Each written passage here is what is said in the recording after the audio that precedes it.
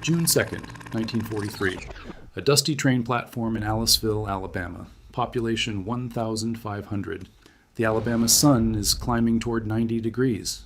Young women have climbed on top of wood piles to get better view.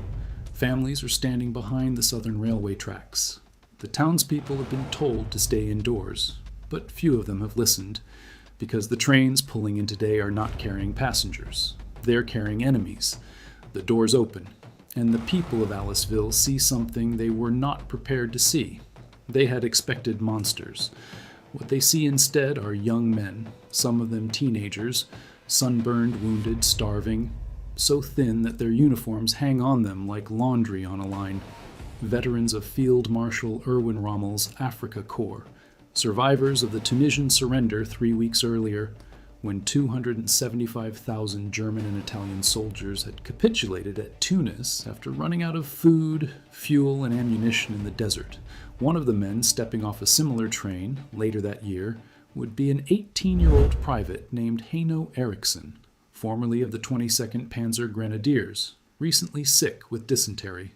Another, arriving at a different camp on a different day, would be a sergeant named Reinhold Pobel of the 115th Panzer Grenadiers, captured in Sicily, shot in the leg, convinced he was going to die.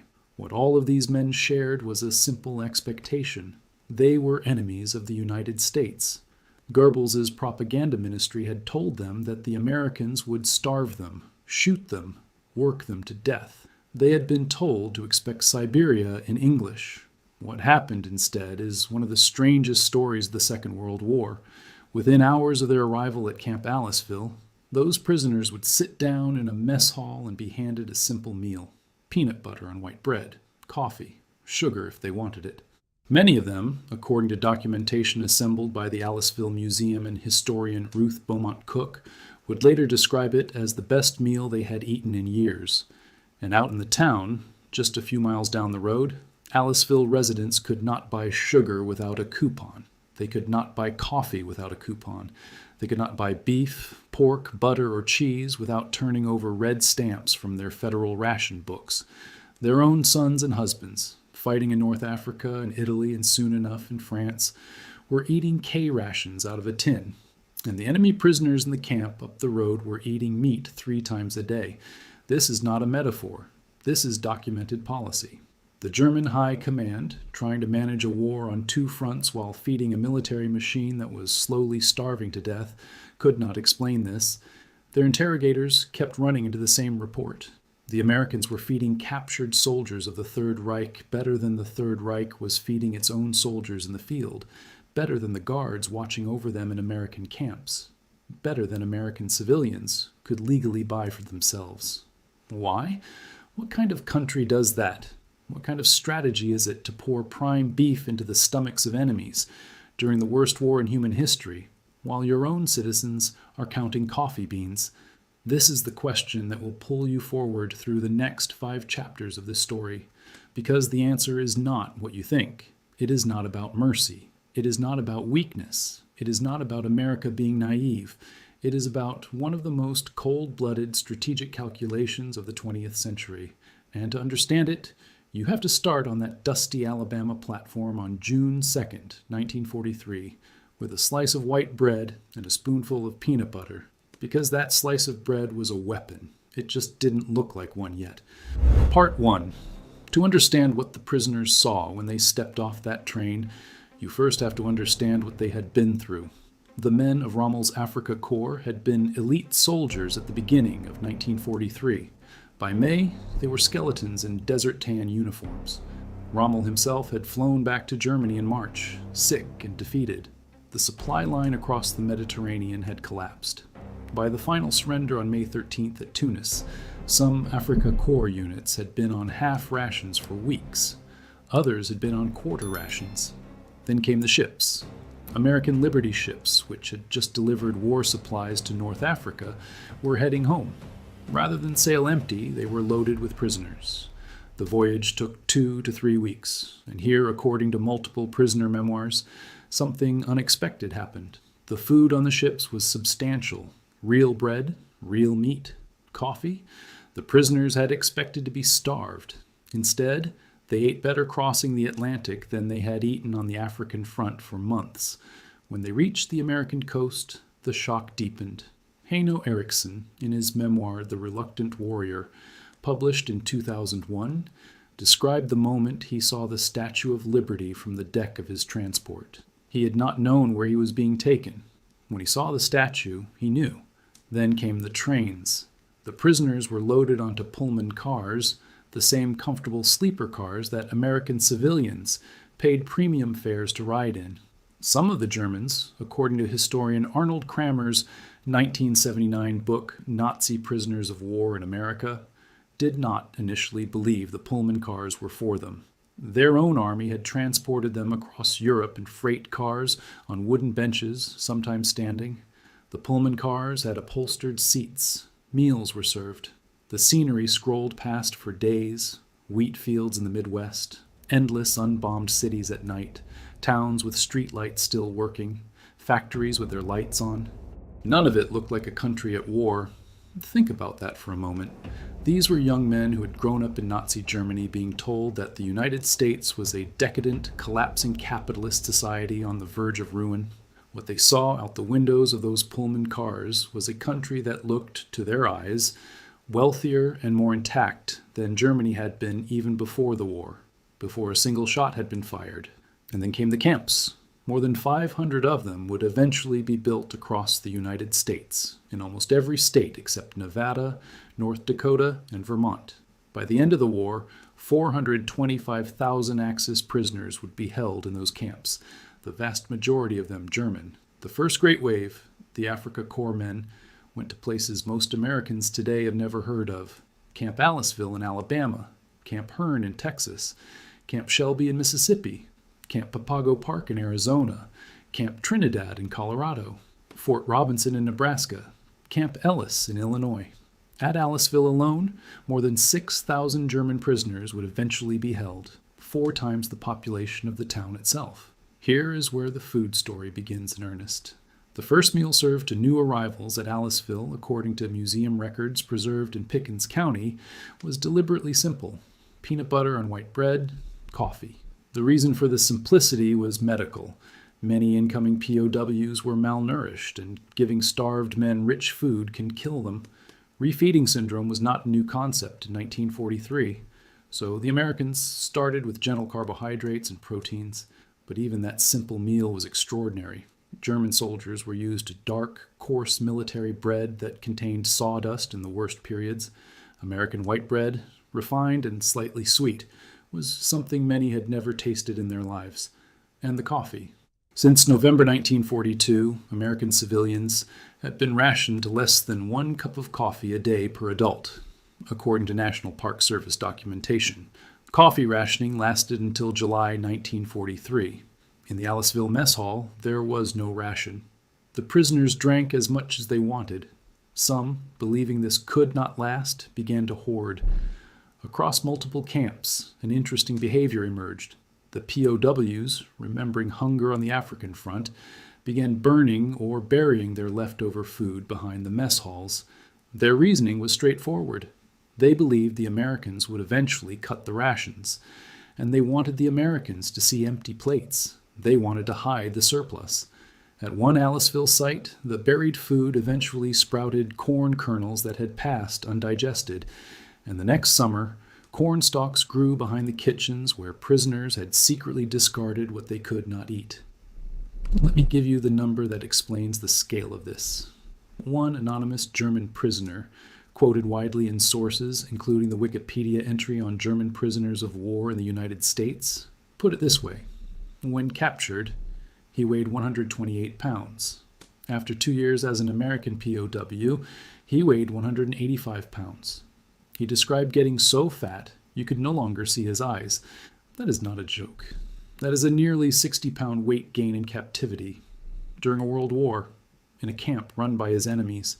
What made this possible was a system, a specific, codified, legally binding system that the United States had committed itself to in 1929, and that the United States then scaled up to industrial levels after 1942. The Germans, looking at this from the outside, could see the results. They could not yet see the engine. To understand the engine, you have to understand a specific document signed in Switzerland 17 years before the war, a document the Germans themselves had signed, and a document that, on the Eastern Front, they would ignore completely. Part 2. The Geneva Convention of 1929 was not written in response to the Second World War. It was written in response to the First. During World War I, both sides had held millions of prisoners. Treatment varied wildly. Prisoners died of disease, starvation, and neglect in numbers that shocked even a generation already numb by the trenches. When the war ended, diplomats and humanitarians looked at the numbers and decided that the world needed clearer rules. Those rules became the 1929 Convention relative to the treatment of prisoners of war. Signed by 47 countries, including the United States and Germany, the convention required that prisoners receive rations equivalent in quantity and quality to those provided to the troops of the capturing power. They were to be clothed, housed, and medically treated to the same standard.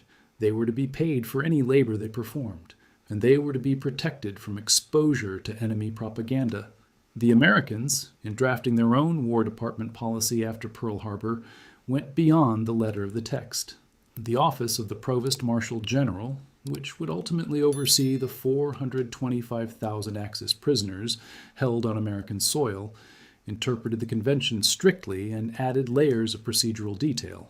The result was a codified ration system that would apply to every German and Italian prisoner in the continental United States. Here is what the documentation shows those rations actually looked like.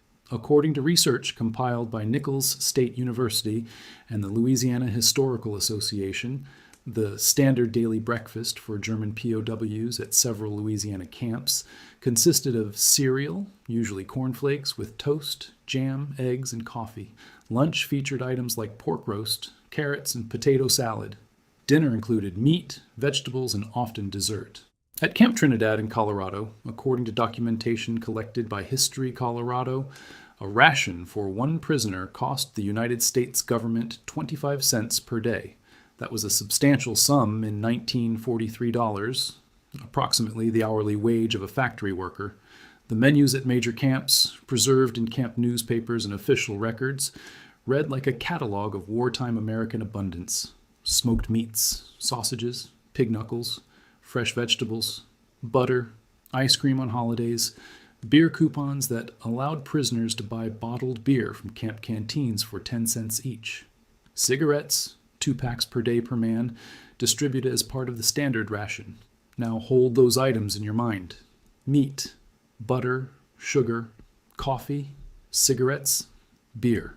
Because in March 1943, according to Office of Price Administration records preserved by the National Archives, every single one of those items was rationed for American civilians. Red stamps for meat, cheese, and fats. Each American civilian received 64 red stamps per month, which had to be turned in along with cash to buy any of those items. A family of 4 had a total of 256 points. Sugar was on its own coupon system. Coffee was on its own coupon system. Cigarettes, though never formally rationed, became increasingly scarce as 30% of American cigarette production was diverted to servicemen by 1944. In the Aliceville Mess Hall, there were no stamps. In the Camp Hearn Mess Hall, there were no stamps. In the Fort Robinson Mess Hall, there were no stamps. Prisoners ate, and the food appeared, and the next day more food appeared. Unlimited coffee, unlimited sugar, meat at lunch and dinner, cigarettes by the carton. The German command looked at this and simply could not understand it. Remember the title of this video. Why were the Germans baffled? They were baffled because their own soldiers in the field were eating worse than this. That was already strange.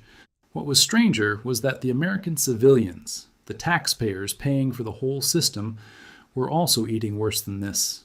And strangest of all, the American guards at the POW camps themselves, who were required by Geneva to eat the same rations as their prisoners, were eating well precisely because the prisoners had to be fed well. The food bypassed the American home front to feed both the enemy and the people watching him.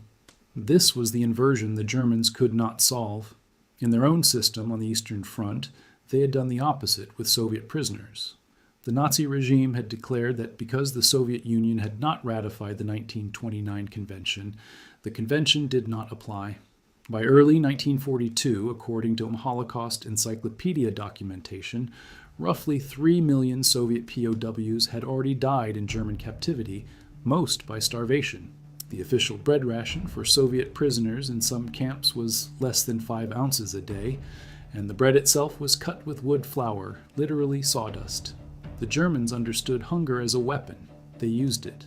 The Americans had apparently made the opposite decision. A camp like Aliceville, holding 6,000 men, required approximately 2 tons of meat per day, hundreds of pounds of coffee per week, thousands of cigarettes per day, and a continuous supply of fresh bread, vegetables, milk, and butter. Multiplied across 511 main and branch camps, the American POW food system was roughly equivalent to feeding a mid-sized city made up entirely of enemies. And here is what the Germans specifically could not see from the outside. The Americans were not doing this out of softness. They were doing it out of cold calculation. The calculation had 3 parts, and each part was a piece of a much longer game. Think about who actually sat down in those mess halls. Teenagers from Hamburg and Munich and Vienna who had grown up eating potatoes and occasional sausage, who were now eating more meat in a week than they had eaten in the previous year of their lives. The men who survived Aliceville, Herne, and the rest of the camp system did not forget those meals. They could not forget. Every like on this video keeps their story on the record, because most viewers today have no idea this happened on American soil while American boys were dying in Europe. It deserves to be remembered accurately, but a plate of pork roast did not by itself explain why the Americans were doing any of this. The prisoners wanted to know. So did the German command.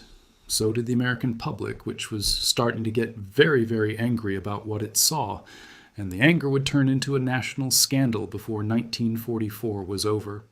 Part 3. On the American home front, the rumors started almost immediately. They started in the small towns that hosted the camps. They started in the grocery stores where housewives were turning over their red stamps for a pound of ground beef while a truck full of steaks rolled past the checkout window bound for the local POW camp. They started in the county seats, where local newspapermen could drive out to the camp gate and see the prisoners playing soccer in clean uniforms. Remember the civilian ration book, 64 red stamps per month per person for meat, cheese, and fats. A pound of bacon in 1943 cost 30 cents cash, according to records of the National World War II Museum in New Orleans, plus 7 ration points. A family of 4 working-class Americans, perhaps with a son in the Pacific and a husband in the Army Air Forces, was calculating every stamp, every ounce of butter, every half-pound of hamburger. Meatless Tuesdays became a patriotic ritual. Victory gardens filled 20 million American backyards by 1943, producing roughly 8 million tons of vegetables, about a third of the national supply. And the POW camps were not rationed. By 1944, a nickname had spread across the country.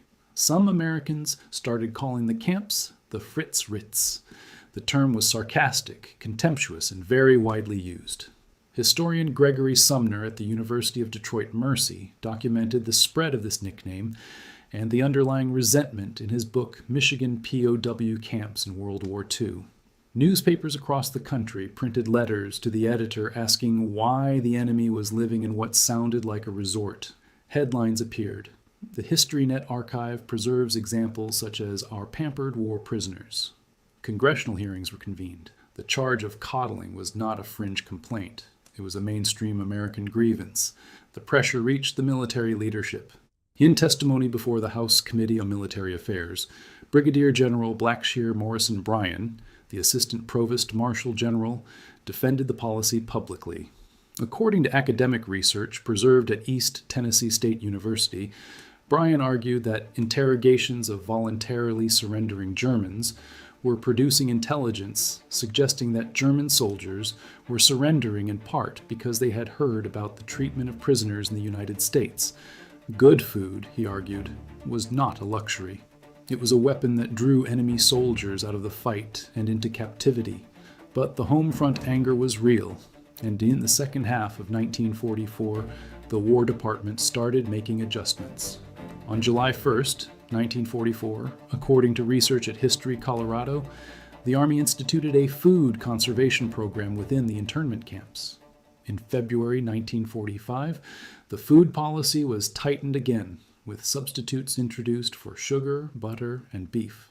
John Haslucker, a former prisoner at Camp Trinidad, remembered that the food had been imperfect but adequate and varied until VE Day. Only after Germany surrendered did his daily rations shrink to porridge, pea soup, lettuce salad, and a slice of soft bread. During the war itself, he ate well. But the resentment on the American home front had another source, and this one is almost unbearable in retrospect. While the German POWs in America were eating steak, American POWs in Germany were starving. The Allied prisoners held in German camps like Stalag 12A and Stalag Luft 4 were being fed under a different system.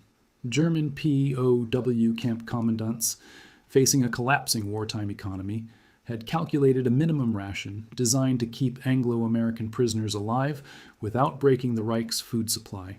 According to research from the Maine Organic Farmers and Gardeners Association, the standard ration for each Anglo-American POW was 9 pounds of potatoes per week, 5 pounds of bread, and 2.5 pounds of cabbage, supplemented by 7 ounces of sausage and small amounts of sugar, salt, barley, and coffee, substitute made from roasted acorns.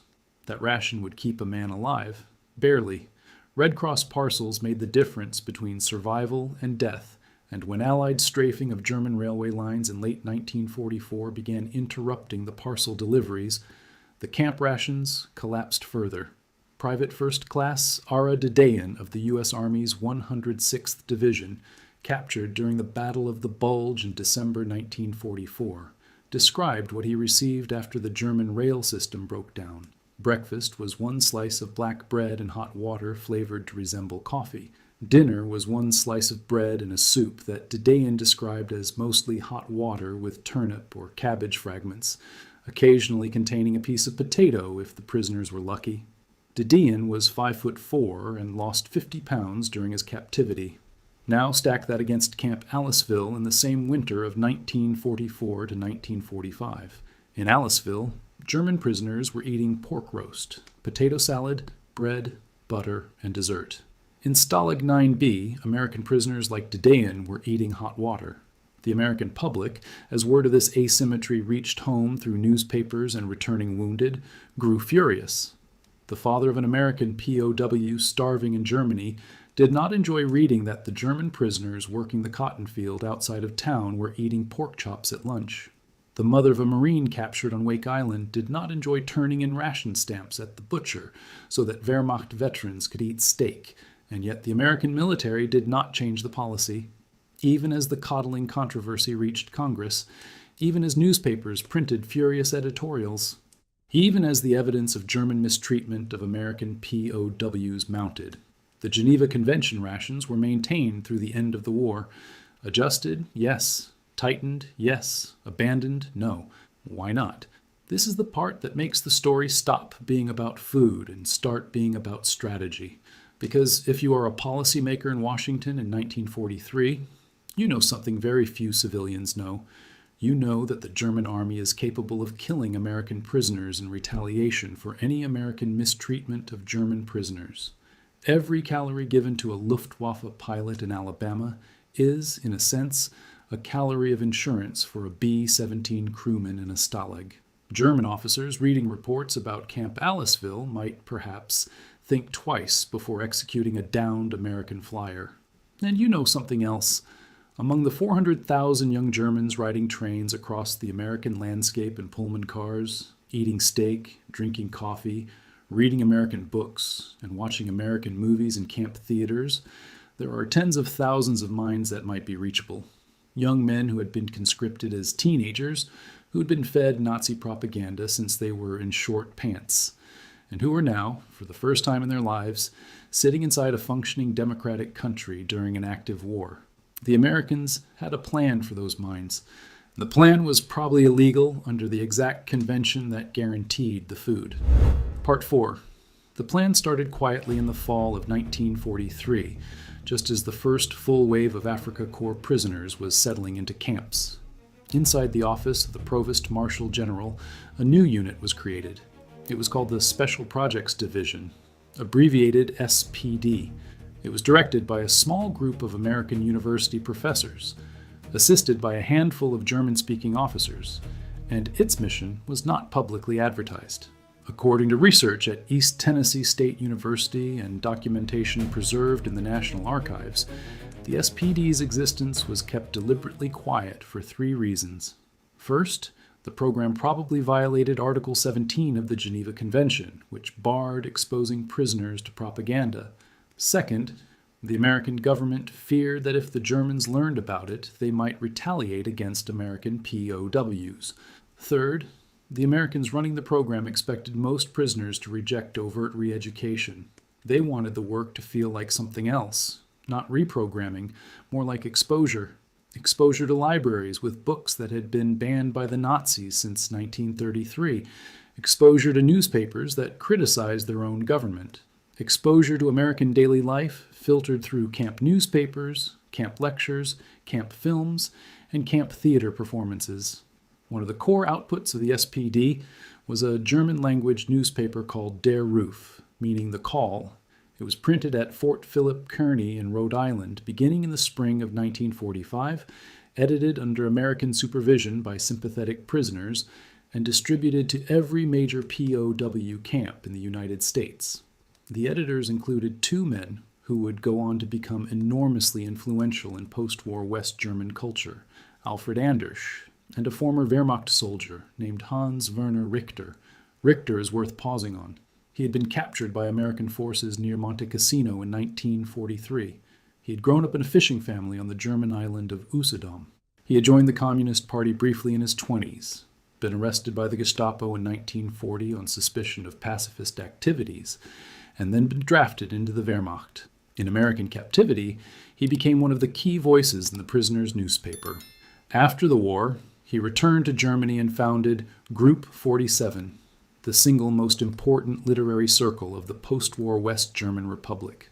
The novel he wrote based on his experience, eventually published in English as Beyond Defeat, described his time as a prisoner in Missouri. Group 47 would shape German literature for 30 years. That is a single example of one man. The SPD ran its program on hundreds of thousands. The re-education curriculum was built on 3 pillars. First, abundance. The food and the living conditions were the silent argument. If the Americans were decadent capitalists on the verge of collapse, why were their prisoners fatter than their civilians? Second, literature. Libraries in the camps stocked books that had been burned in Berlin, including works by Thomas Mann, Erich Maria Remarque, and Heinrich Heine. Third, direct exposure. POWs at Camp Hearn, Camp Ellisville, and elsewhere watched American films. Hans Wecker, a former POW at Fort Robinson, Nebraska, who eventually immigrated to the United States and practiced medicine in Maine, described life in the camps years later in interviews preserved by the Smithsonian Magazine archives as a golden cage. The phrase is not sentimental, it is analytical. A golden cage is still a cage, but the gold was doing something. What was it doing? Consider Reinhold Pabel. He was a former theology student at the University of Münster, a sergeant in the 115th Panzer Grenadiers, captured in Sicily in 1943. He had been sent first to North Africa, then to Camp Grant in Illinois. He was a bookish man, deeply religious, skeptical of Nazism, and quietly observant. In September 1945, after the German surrender, he did something strange for a prisoner in a generous camp system. He escaped. He lifted 2 strands of wire in Washington, Illinois, walked to the highway, hitched a ride to Peoria, and took a bus to Chicago. He did not flee to Germany. He did not flee to neutral Sweden. He did not flee to Argentina. He stayed in the United States. He took the name Philip Brick. He got a job. He saved money. He eventually opened a small bookshop on Chicago's North Side. He married. He had 2 children.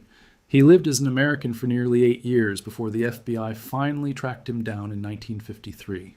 When he was discovered, he wrote a memoir called Enemies Are Human, published in 1955. The title of the book was his thesis.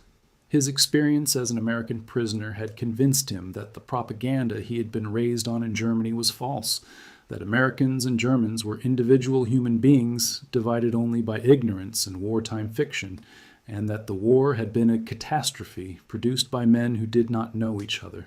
He returned to Germany briefly to complete immigration formalities, then came back to the United States legally. He eventually ran a rare bookshop in Hamburg. Pavel is an extreme case, but he is not a unique case. Heino Eriksson, after being repatriated to Germany in 1946, made it back to Texas in 1953 as a legal immigrant. He married an American woman. He became an American citizen. His 2 sons would eventually graduate from Army basic training at Fort Knox, the same base where he had finished his POW years baking rolls in a military kitchen. He died in 2015, aged 93. His obituary described him as a man who had crossed the lines from Afrika Korps soldier to American father twice. The German command never understood this part. They saw the food and they could not make sense of it. They did not see the library, the newspaper, the films, the lectures, or the silent argument that every Pullman car, every camp canteen, every cornflake at breakfast was making on behalf of the country the prisoners were supposed to hate. There is a reason the Germans could not see it. The reason has a shape. Their entire system was built on scarcity as an instrument of control. Hunger was a lever. Fear was a lever. The death of Soviet prisoners in frozen compounds was a lever. The idea that the enemy would strategically feed you, clothe you, expose you to banned books, and hand you back in 1946 to rebuild a defeated country was not something that fit inside their model of how power worked. That was the American insight. It was the opposite of the German theory of human beings. And it was working.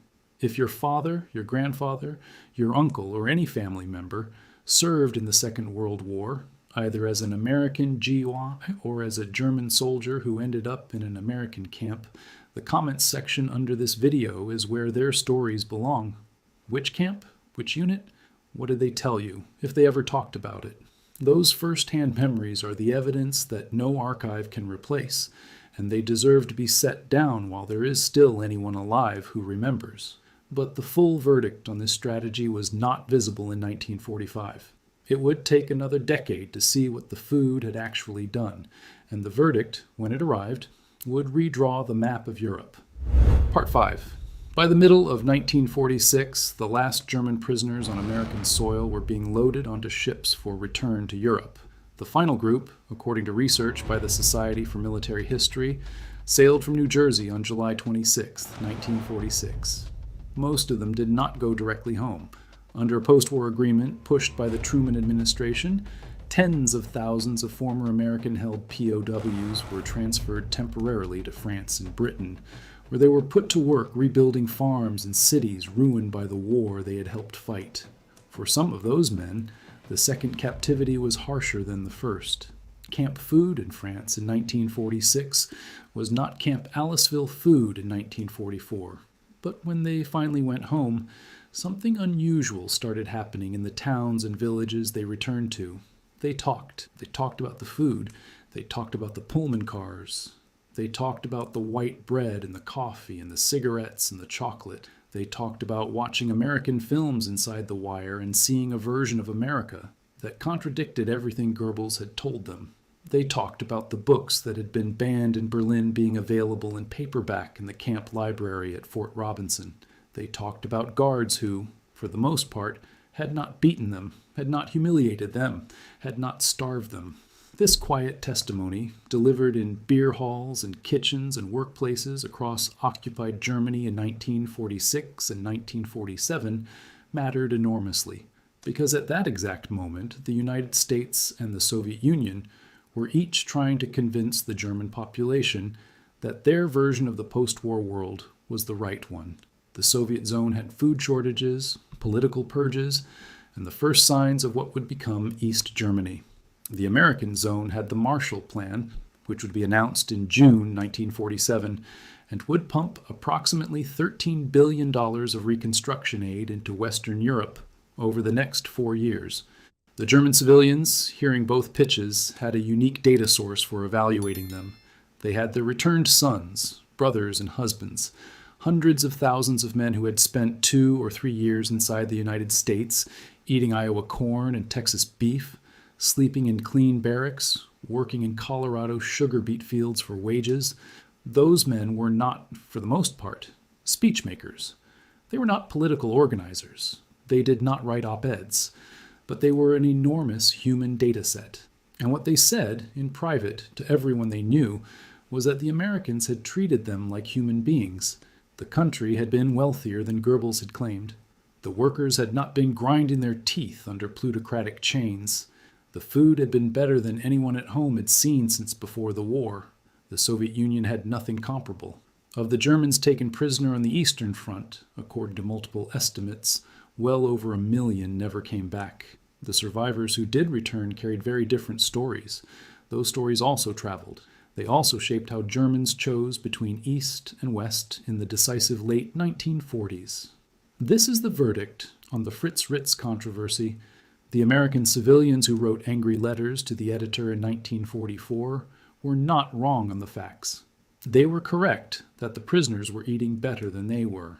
They were correct that a pork roast served in Aliceville was a pork roast that a Mississippi farm family was not eating. They were correct that this was, on its face, difficult to accept. What they could not see yet was that they were bankrolling one of the most effective strategic operations of the 20th century, an operation that did not fire a single shot, an operation whose weapon was a slice of white bread, an operation that bought, with beef and coffee and cigarettes, a population of witnesses who would spend the rest of their lives quietly telling other Germans what the United States actually looked like from the inside. The Germans were baffled because the scale and the generosity and the strategic purpose did not fit into their model. In their model, power came from deprivation. You controlled a people by controlling their food. You demoralized an enemy by starving him. You broke a soldier's spirit by putting him in a box with no heat and watching him die. The Americans had watched the Nazi regime do exactly this to millions of Soviet prisoners, and they had made, quite consciously, the opposite bet. They had bet that 3 square meals, a library, a camp theater, and a paid job picking sugar beets in Colorado would do more damage to the Third Reich than any bombing run. They were right. There's a small museum in Aliceville, Alabama, today. It sits in the old Coca-Cola bottling plant on the edge of town. Inside are hundreds of paintings and drawings, musical instruments, pieces of camp furniture, and handwritten letters, most of them donated by former German prisoners who, over the decades after the war, came back to visit. Some came as tourists. Some came with their American-born grandchildren. Some came to attend reunions with the elderly American MPs who had once guarded them. The last of those reunions, documented in oral history interviews preserved by the American Archive of Public Broadcasting, included men who had started as enemies in 1943 and ended as friends carrying each other's photographs in their wallets. Heino Eriksson, the 18-year-old Afrika Korps private who had stepped off a train at Camp Hearn in 1943, died a Texan and an American citizen in 2015. Reinhold Pabel, the 115th Panzer Grenadier Sergeant who escaped a camp in Illinois in 1945 and ran a bookstore in Chicago for 8 years, returned to Germany, re-entered the United States legally, and lived out his life selling rare books in Hamburg, writing his memoir under the title Enemies Are Human. Hans Werner Richter, captured at Monte Cassino, went home and founded Group 47, the literary circle that helped remake German culture. None of these men would have written anything if they had been starved. None of them would have told anyone anything favorable if they had been beaten.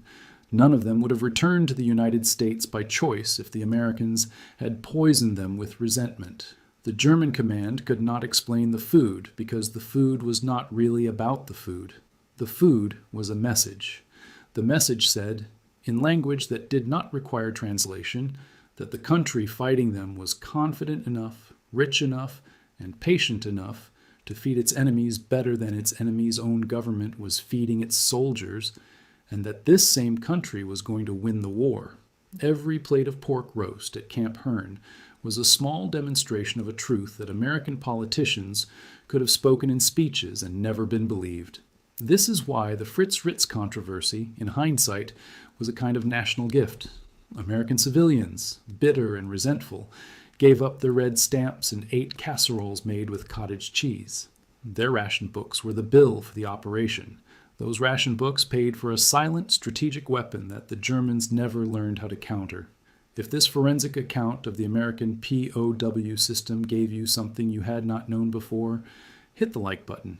It helps the video find the audience that cares about getting this history right, and it keeps the record of what actually happened at Aliceville, Hearne, Shelby, and the other 500 camps from fading out of memory any faster than it has to.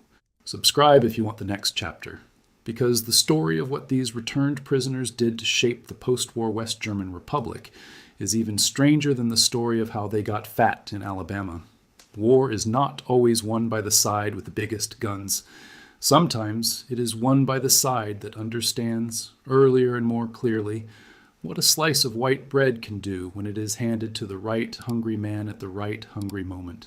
The men who wrote that policy in Washington in 1942, and the nameless American cooks who carried it out in mess halls from Alabama to Nebraska, were playing a longer game than almost anyone else in the war. The Germans were baffled because they were looking at a weapon that did not look like one. That is what made it work. And that is why, 80 years later, we should remember what it cost, what it achieved, and how quietly it did its work.